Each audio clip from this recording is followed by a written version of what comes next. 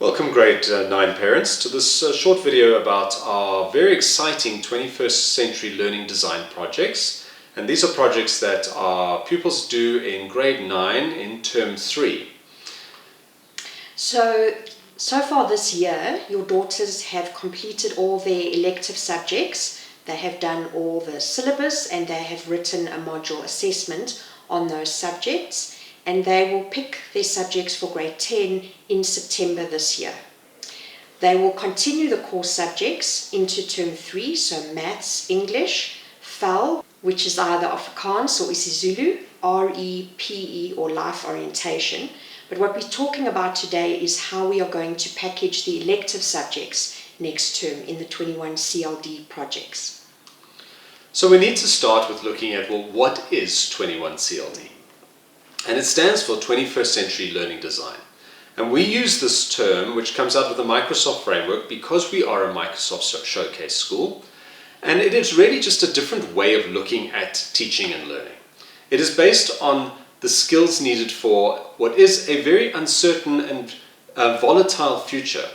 In many ways, we're preparing our pupils for careers and for a world which is quite uncertain, and jobs that might not even exist today.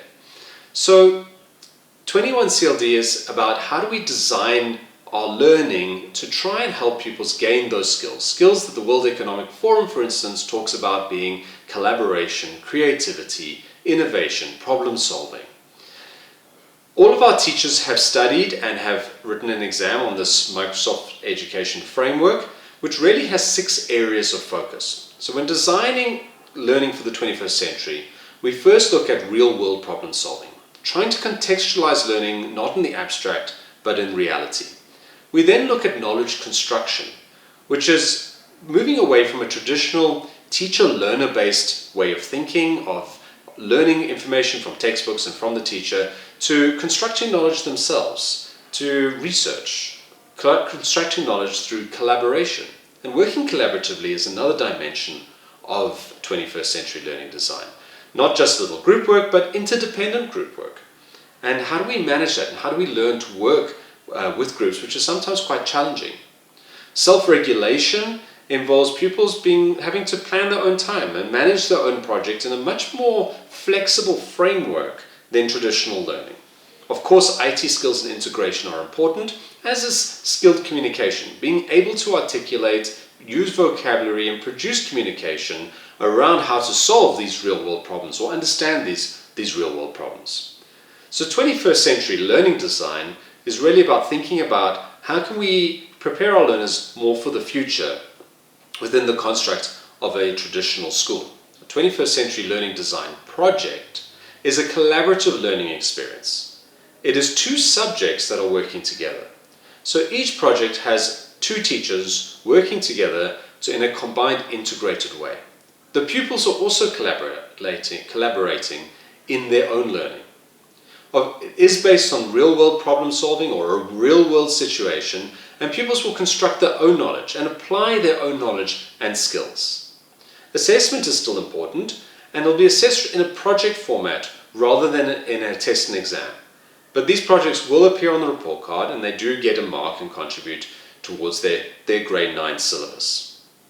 So what we have roughly divided the term into 2 blocks, about 5 weeks each, and your daughters will pick 2 modules from each block. So in all they will do 4 projects from the 2 modules. We will put out a form where they will get to choose which projects they would like to do in order of preference, and we will try to, as far as possible, give them their first or second choices. Obviously there are certain limitations on the choices in terms of numbers, and we need to balance the projects in a certain way. We do encourage them to think about their choices also based on the subjects that they want to do next year. So if they're thinking of doing one of the sciences, life science or physical science, to pick one of those projects. If they're interested more in the humanities, history or geography, to look towards those projects, just to give them an idea of the skills that would be needed to do those subjects in the FET phase and whether their interests are aligned in that way. So if we look at block A, this will be the first block in term 3. There are 2 modules and pupils will do 1 project in each module, but in the form they will need to indicate their preferences. And you can see there are a whole variety of projects, and just to touch on a few of them, Frogfoot Farm is a really interesting project, a collaboration between information technology and business studies, where the pupils will look at basically taking over a fictional property development, and they'll have to design a marketing plan for this with adverts in it. And in IT, they will learn CAD software and they will be designing the CAD drawings that would support the marketing program. Another interesting project is the Forensic Science project, which looks at physical and life science around a hypothetical crime scene. From a chemistry point of view, looking at how to test various substances, and from a life science point of view, looking at genetics and what's left behind.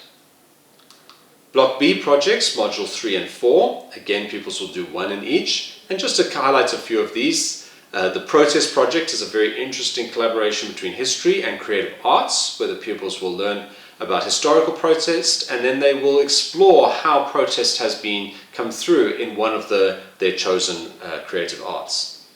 And designing and testing a crash barrier is a collaboration between physical science and information technology, where they will physically work on these little cards about how to build a crash barrier, and the software then on how to write code that would be able to test it. There are a whole variety of projects here that are very interesting. You will see that some of them are repeated, so a pupil cannot do the same project twice, but we are giving pupils a lot of scope to try and give them projects that they will be interested in.